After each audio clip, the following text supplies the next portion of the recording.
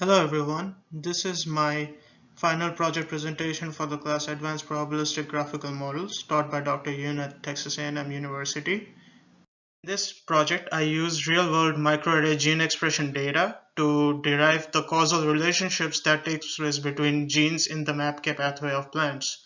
I applied constraint-based structured learning algorithms to my dataset in order to derive my learned model, and I compared my learned model with the actual biological structure presented in the literature, and I have attached the paper referencing this actual model later on in this presentation.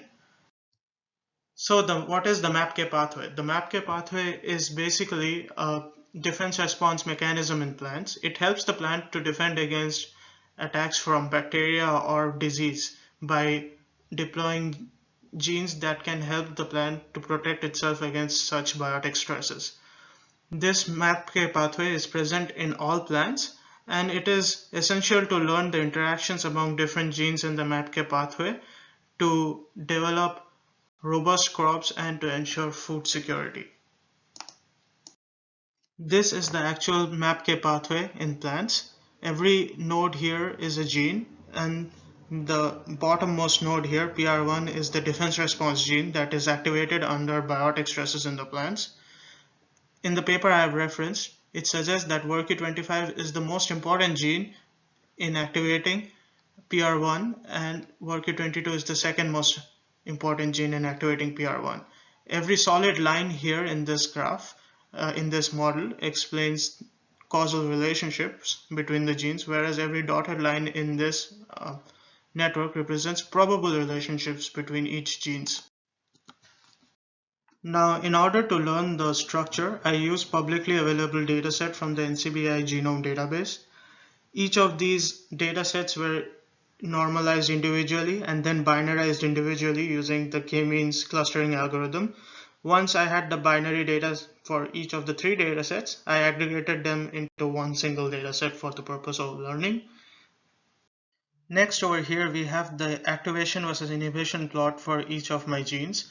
The red region here shows the activation status for each of my genes, and the black region shows the deactivation or inhibition status for each of my genes. As you can see from the graph, I had about 125 data points for each of my genes. Now the network that I learned is a Bayesian network model because every node in my network represents either a gene or a transcription factor, and every edge between them represents a causal relationship which is described best by a Bayesian network model. Going on into the learning process, I started out with a complete graph and I computed the chi-square statistics between every two nodes in my graph. If the chi-square statistics were smaller than a threshold value, I would assign the two nodes to be independent, and if they were larger, I would assign the two nodes to be dependent. Now, if the two nodes were dependent, I also further computed the conditional chi-square test to determine if the two nodes are conditionally independent. I conditioned on 1 and 2 variables at a time. This is because the maximum in and out degree for my network is 2. This also helped me in finding out the witnesses of independences in my network, which in also allowed me to find the immoralities in my network.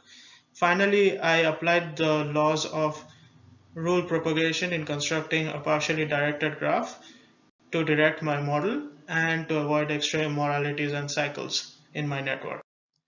So the final network that I got had 6 true positives out of 10 true positives. It also had 12 false positives and 4 false negatives. This is due to the absence of some nodes and the presence of many undirected nodes in my graph. So on the right here we have the learned structure, and on the left we have the original structure.